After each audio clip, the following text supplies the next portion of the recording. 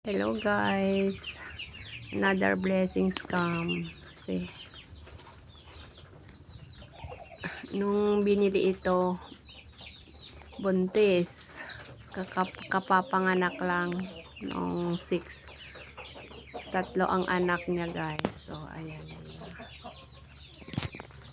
yan si Molly, yung lalaki Jassy, yung isa na sa likod niya ay Sassy.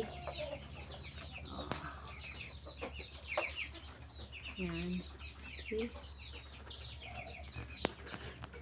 Pinakawalan ko kaninang alas 6, saka lang siya umuwi ngayon na magpadede kasi natutulog itong mga anak niya.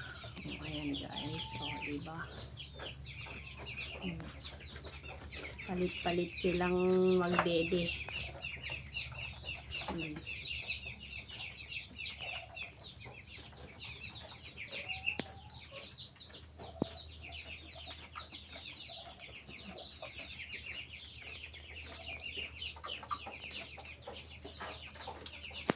So ayan guys, ang update sa mga alaga kong kambing.